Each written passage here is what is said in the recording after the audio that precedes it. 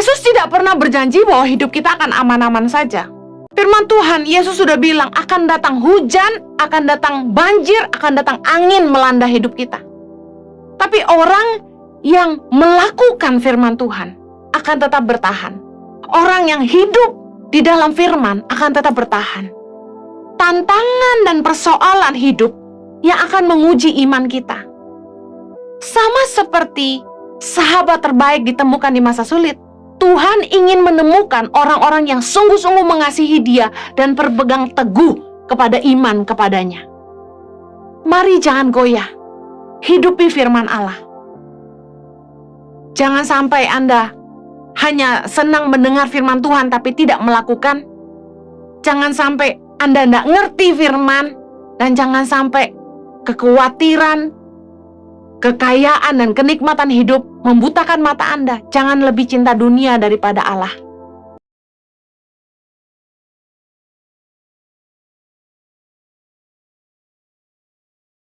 Bapa di sorga, kami bersyukur buat hadirat-Mu di tengah-tengah kami. Terima kasih Tuhan kalau Engkau setia menghantar kami.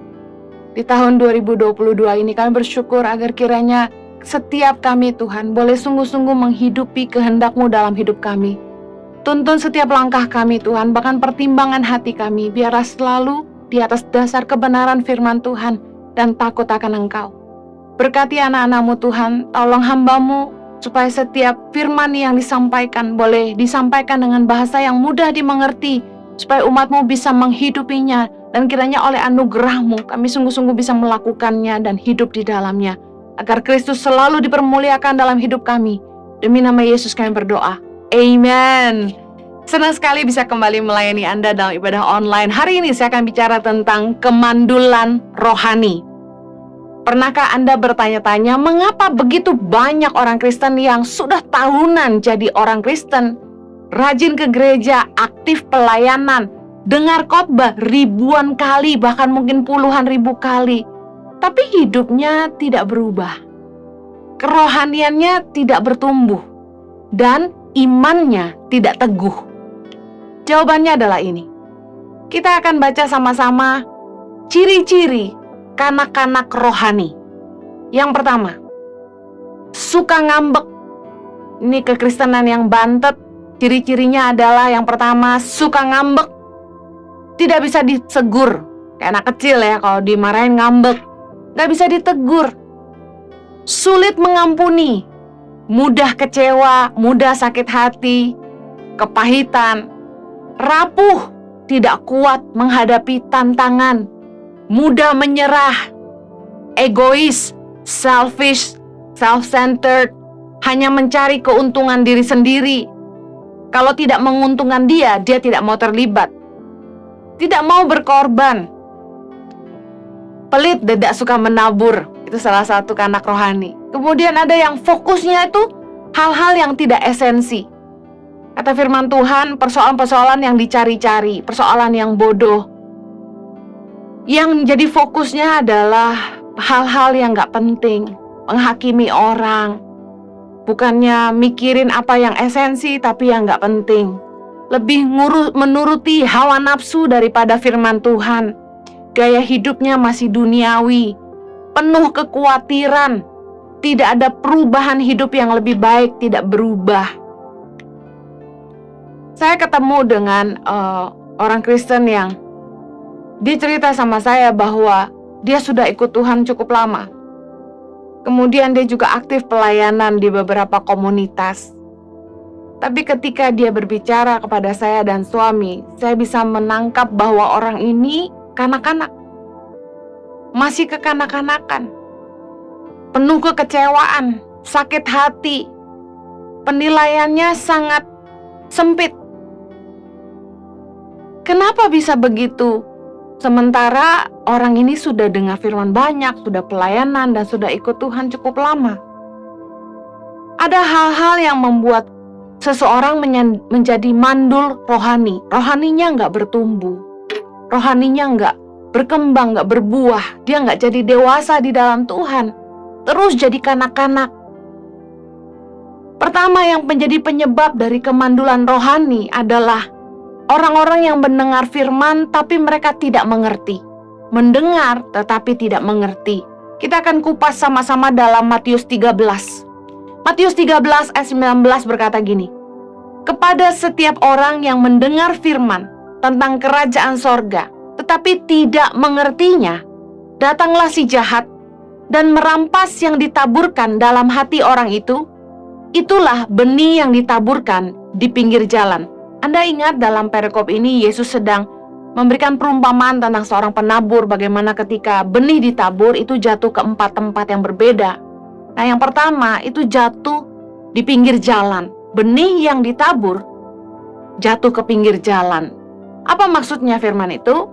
Yesus menceritakan arti dari perumpamaan ini adalah ketika orang itu dengar firman kerajaan sorga, mereka tidak mengerti.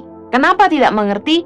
Karena iblis merampas apa yang ditabur dalam hati orang.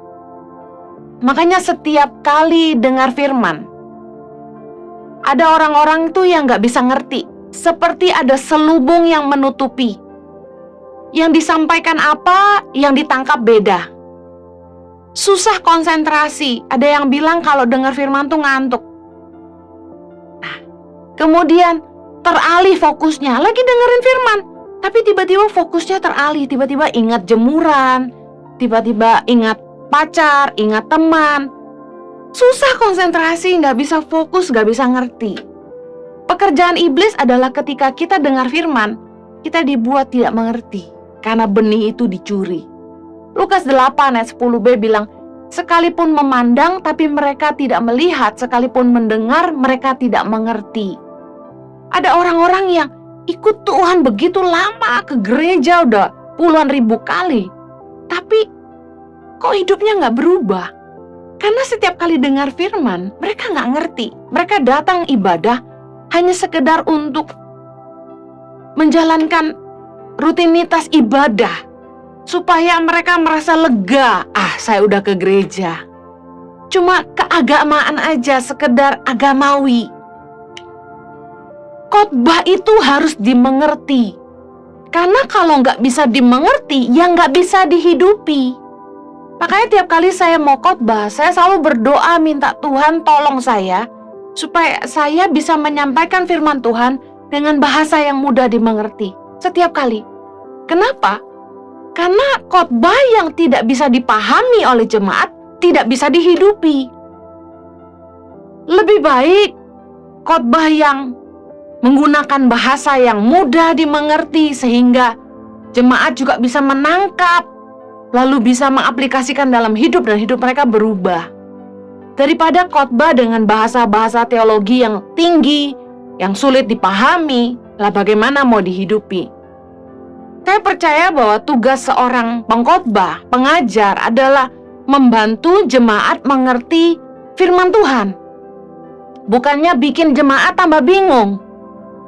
Ada jemaat yang bilang, aduh saya pusing kalau pengkhotbah ini khotbah mengawang-awang, nggak injak bumi. Apa artinya? Kadang-kadang kita menggunakan bahasa yang lewat di atas kepala jemaat. Bahasanya tuh kita nggak nyambung sama mereka gitu. Satu kali saya ke pedalaman Papua. Saya diceritakan begini, ada satu tempat penampungan anak-anak pedalaman. Orang-orang yang mendidik, mengasuh anak-anak pedalaman ini cerita sama kami.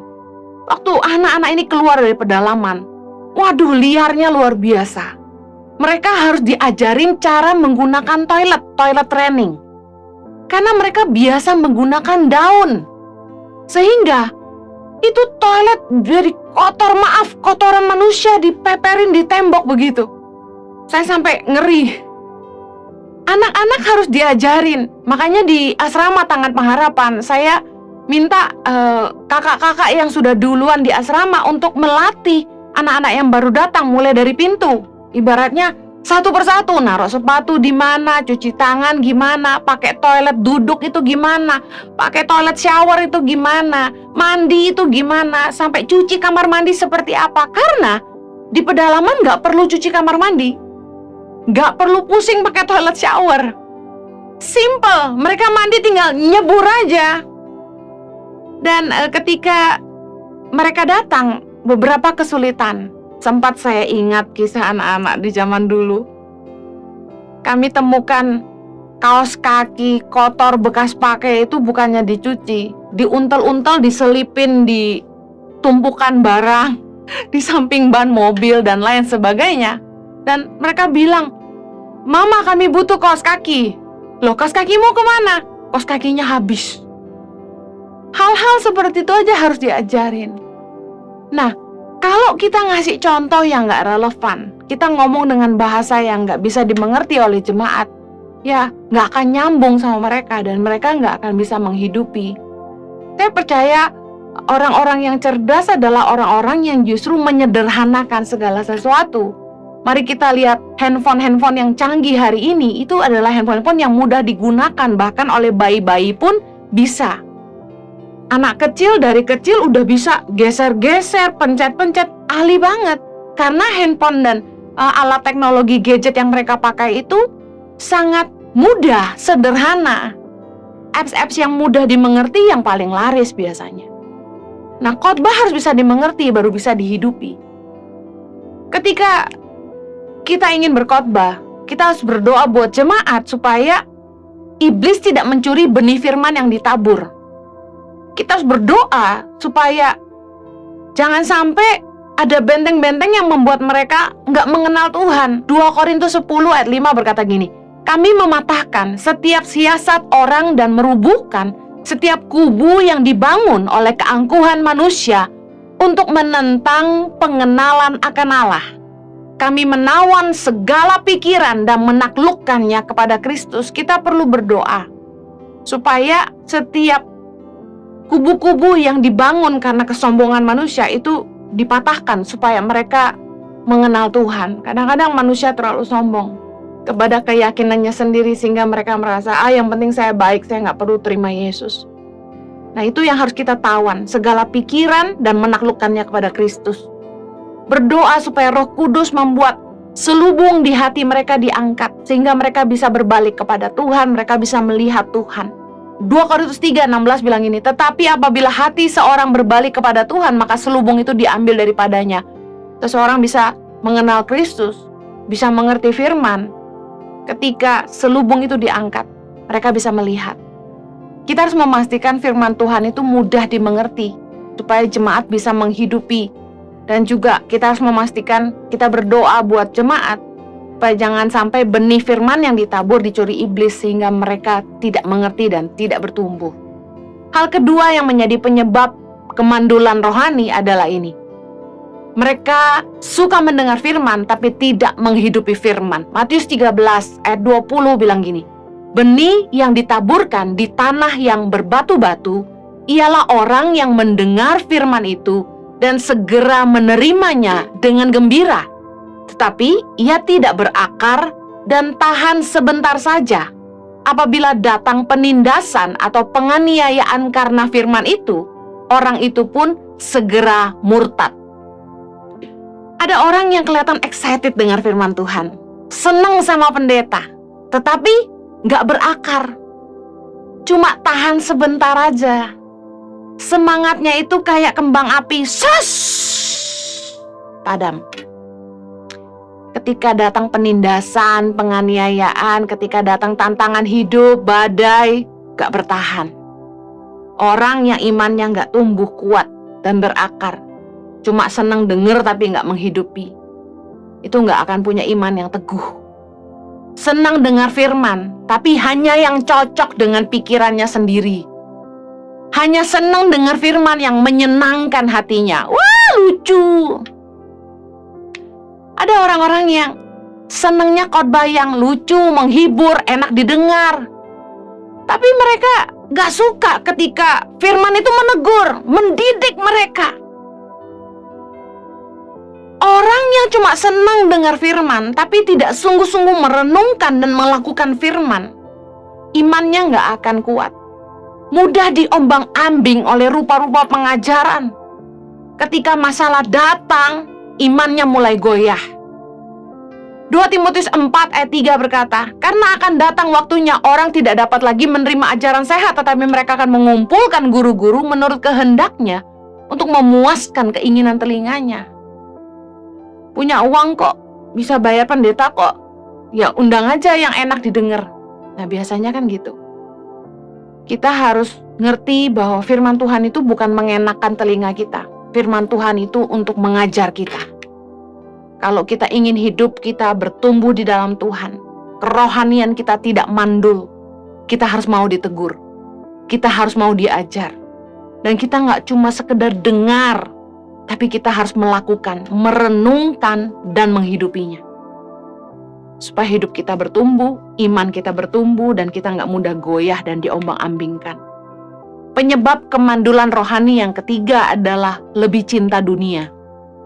Matius 13 ayat 22. Yang ditaburkan di tengah semak duri ialah orang yang mendengar firman itu, lalu kekhawatiran dunia ini dan tipu daya kekayaan menghimpit firman itu sehingga tidak berbuah. Dalam Lukas 8 ayat 14 dikatakan gini, yang jatuh dalam semak duri ialah orang yang setelah mendengar firman itu dan dalam pertumbuhan selanjutnya mereka terhimpit oleh kekhawatiran dan kekayaan dan kenikmatan hidup sehingga mereka tidak menghasilkan buah yang matang. Tahu firman Tuhan, mau belajar firman, tapi satu hal, hatinya lebih dikuasai oleh kekhawatiran duniawi, kekayaan, dan kenikmatan hidup. Jangan sampai kita lebih cinta dunia daripada cinta Tuhan. Jangan sampai kita mencintai dunia lebih daripada Allah. Jaga hatimu supaya engkau lebih menginginkan perkara-perkara ilahi daripada perkara-perkara duniawi. Jaga hatimu supaya tidak melekat pada dunia yang sementara. Tapi kita harus selalu didrive oleh kekekalan. Ingatkan dirimu selalu, hidup ini cuma sementara. Yang kekal itu di sorga. Yakobus 4:4 bilang gini, hai kamu orang-orang yang tidak setia, tidakkah kamu tahu bahwa persahabatan dengan dunia adalah permusuhan dengan Allah? Jadi barang siapa hendak menjadi sahabat dunia ini, yang menjadikan dirinya musuh Allah. Di dunia ini kita cuma sementara. Harusnya hati kita itu melekatnya pada hal-hal yang lebih ilahi. Jangan sampai kenikmatan dunia, kekhawatiran hidup, kekayaan membutakan kerohanian kita. Sehingga kita lebih milih kesenangan hidup. Harusnya kita belajar seperti Rasul Paulus dalam Filipi 3:8 berkata gini, malahan segala sesuatu ku anggap rugi, karena pengenalan akan Kristus Yesus Tuhanku lebih mulia daripada segalanya. Kita harus bisa ngelihat bagaimana Yesus sendiri menolak ketika ditawarkan segala macam tawaran. Bicara soal roti, kebutuhan hidup, kemudian naik ke bubungan bait Allah, pengakuan, kemudian bicara soal kekayaan dan seluruh dunia, bicara soal keinginan manusia untuk memiliki segalanya.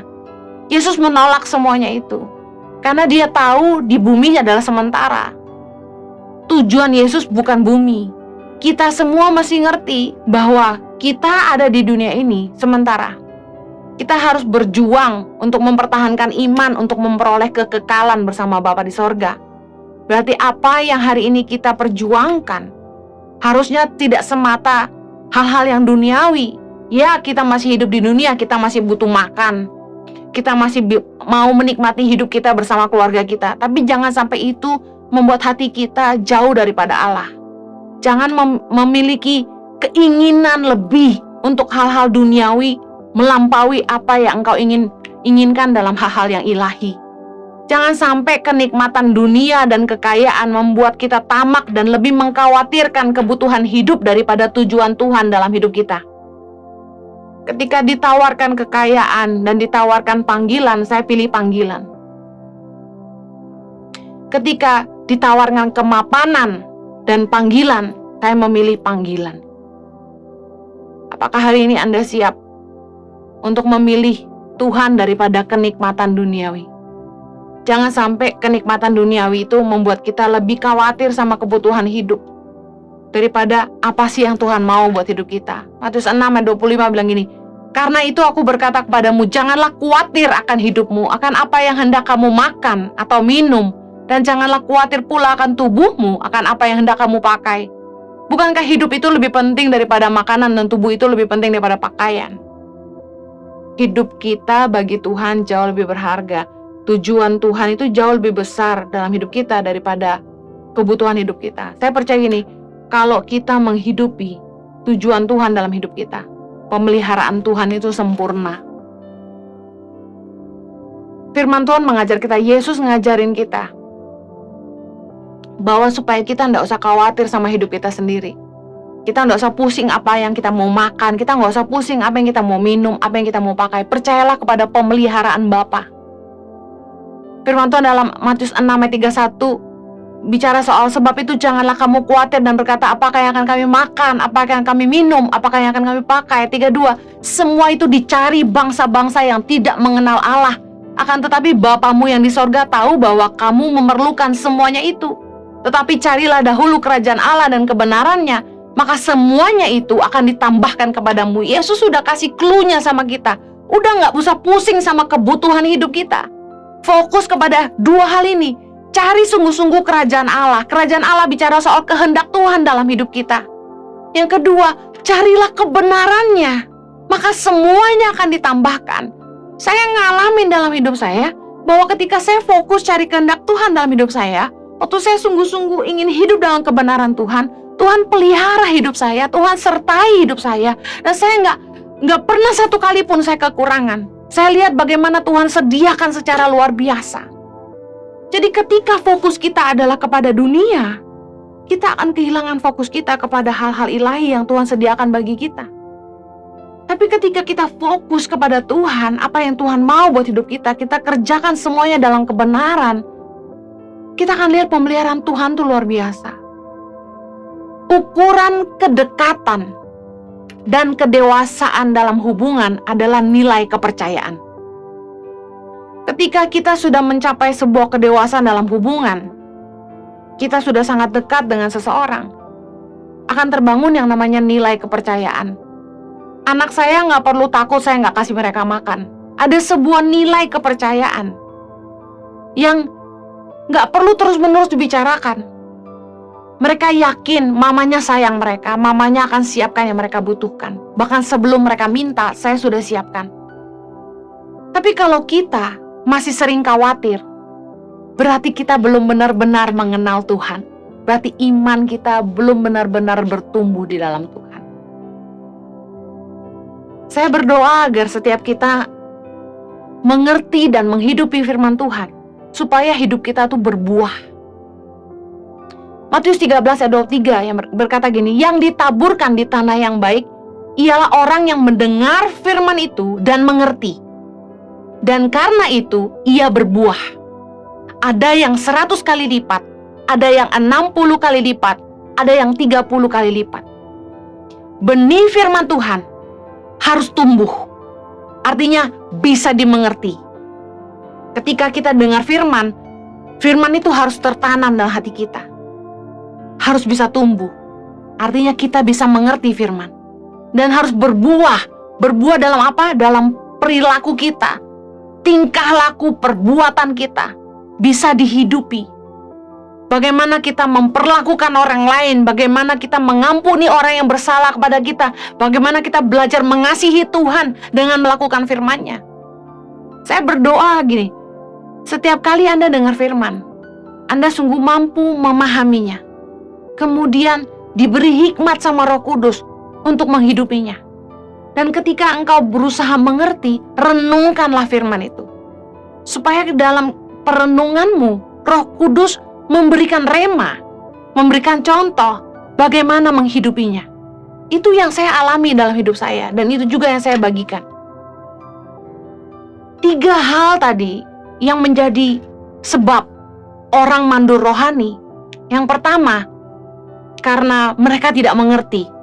Yang kedua, karena mereka hanya senang mendengar tapi tidak melakukan. Yang ketiga, karena mereka lebih cinta dunia. Hati-hati jangan sampai 3 hal ini terjadi, sehingga kita tidak jadi orang Kristen yang bantet, yang imannya nggak bertumbuh, yang hidupnya masih penuh dengan kekhawatiran. Tanda kanak-kanak rohani, selalu khawatir sama hidup, tidak tahu bersyukur.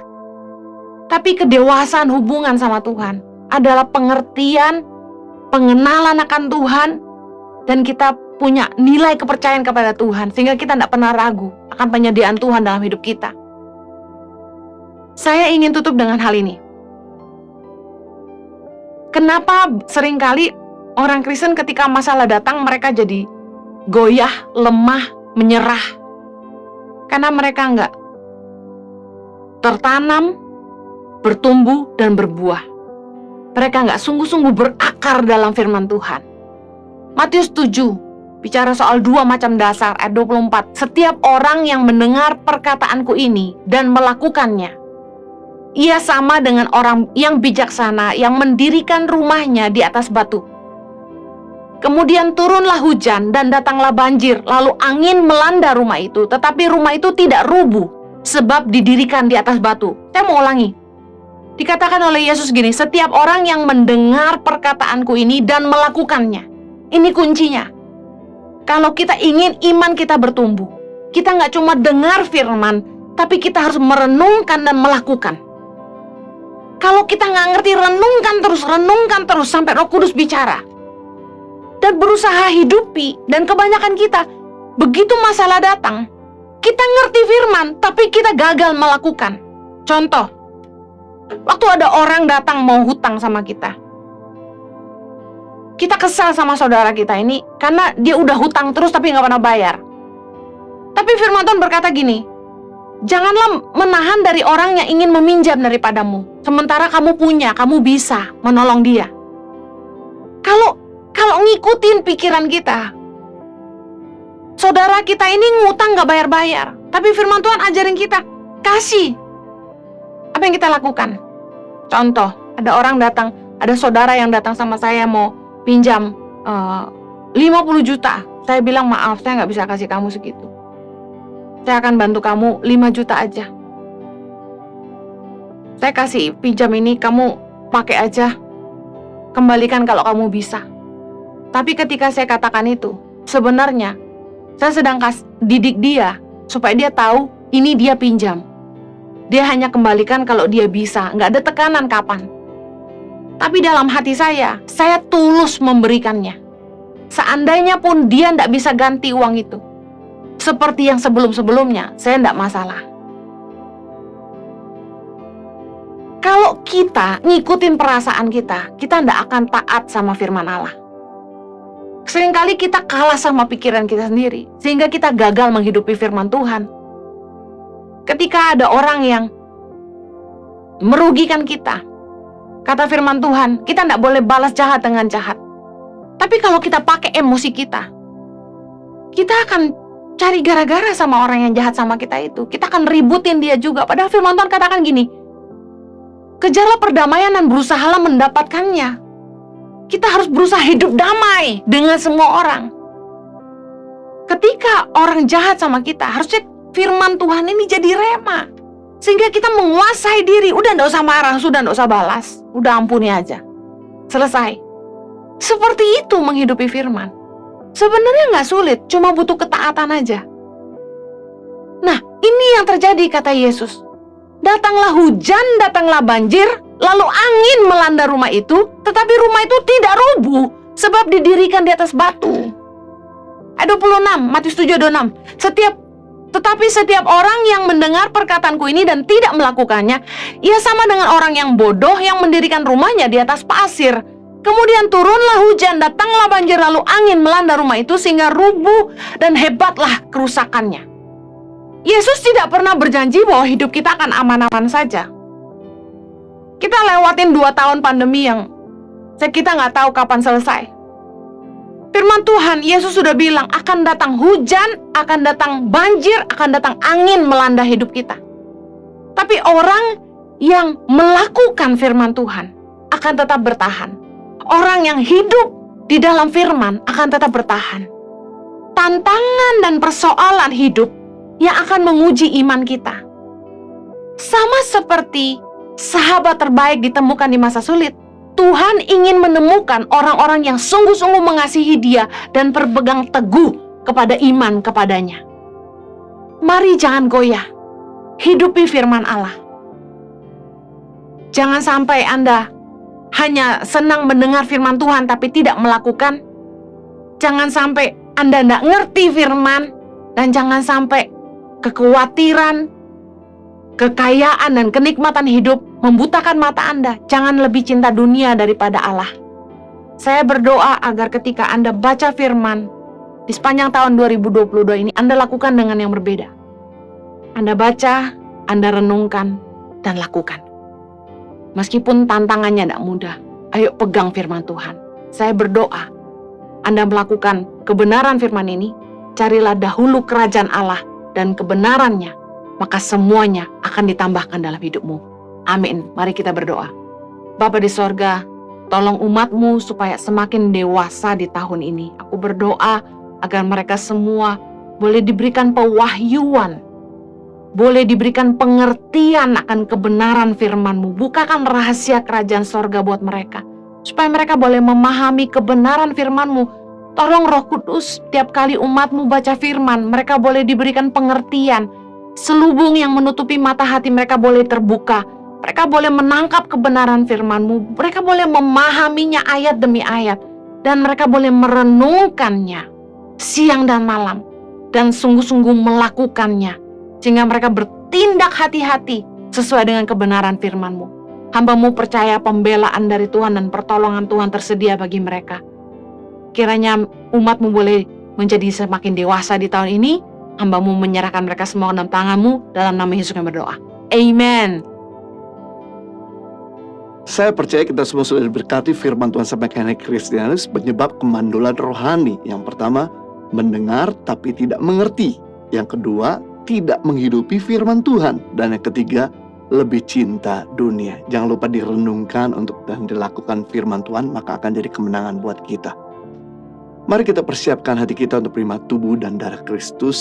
Anda bisa persiapkan roti, kalau nggak ada roti bisa diganti dengan biskuit. Anda juga bisa persiapkan anggur, kalau tidak ada anggur bisa diganti dengan sirup atau teh. Nah, sebelum kita menerima tubuh dan darah Kristus, mari kita berdoa bersama-sama. Dan dengan iman kita ucapkan dengan mulut kita, katakan, Tuhan Yesus, Engkau Tuhanku dan Juru Selamatku. Ampunilah dosa-dosa, kesalahan, akibat perbuatan, ucapan, pikiran, dan layakkan diriku untuk menerima tubuh dan darah-Mu. Dengarkan firman Tuhan. Bukankah cawan ucapan syukur adalah persekutuan dengan darah Kristus? Bukankah roti yang kita pecah-pecahkan ada persekutuan kita dengan tubuh Kristus? Sebab apa yang telah kuteruskan kepada kamu telah aku terima dari Tuhan, yaitu bahwa Tuhan Yesus pada waktu malam ia diserahkan mengambil roti. Sesudah itu ia mengucapkan syukur atasnya. Ia mengucapkan dan berkata, inilah tubuhku yang diserahkan bagi kamu. Perbuatlah ini menjadi peringatan akan aku. Mari kita angkat roti ini tinggi-tinggi dan kita berdoa bersama-sama. Dan kita ucapkan dalam mulut kita, katakan, terima kasih Tuhan Yesus. Engkau sudah menebus kami. Engkau membawa kami kepada terang-Mu yang ajaib. Menjadikan kami bangsa terpilih, imamat rajani, umat kepunyaan-Mu sendiri, untuk menjadi berkat bagi banyak orang. Terima kasih Tuhan Yesus, karena melalui tubuh-Mu yang terpecah, mengubah sifat dan karakterku, hidupku, keluargaku, perkataanku, masa depanku diperbaharui. Aku dibebaskan dari segala malapetaka, sakit penyakit, di dalam nama Tuhan Yesus. Inilah tubuh Kristus yang terpecah. Mari kita makan bersama-sama di dalam nama Tuhan Yesus Kristus.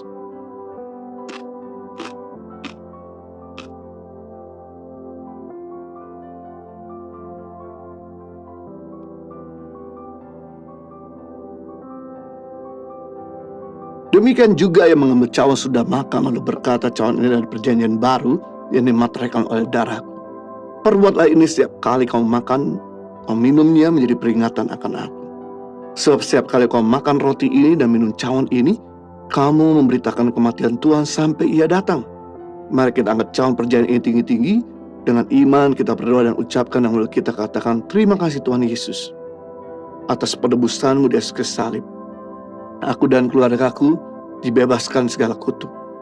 Terima kasih Tuhan Yesus buat darah-Mu yang tertumpah. Bilur-bilur-Mu menyembuhkanku dari berbagai macam sakit penyakit akibat dosa, virus, kuman, bakteri, serangan roh jahat. Katakan, aku tidak terkena kanker, tumor, leukemia, pendarahan. Aku tidak terkena stroke, dirawat di ruang ICU. Aku tidak terkena virus, kuman, paru-paru. Katakan, jantungku, ginjalku, liverku, lambungku, semuanya sehat. Segala kelemahan tubuhku, penderitaanku, semua sakit penyakitku sudah diselesaikan di atas kayu salib. Kuasa kegelapan sudah dihancurkan. Hipnotis, santet, tenung, guna-guna tidak dapat mengenaiku. Hidupku dipagari Tuhan. Hidupku berkelimpahan. Aku tidak terkena hidup di dalam kutuk. Aku tidak terkena kekurangan. Aku akan berjalan dalam mujizat Tuhan. Aku akan mengalami terobosan, meraih janji Tuhan. Hidupku diberkati untuk jadi berkat. Di dalam nama Tuhan Yesus Kristus. Inilah darah Kristus yang tertumpah. Mari kita minum bersama-sama di dalam nama Tuhan Yesus Kristus.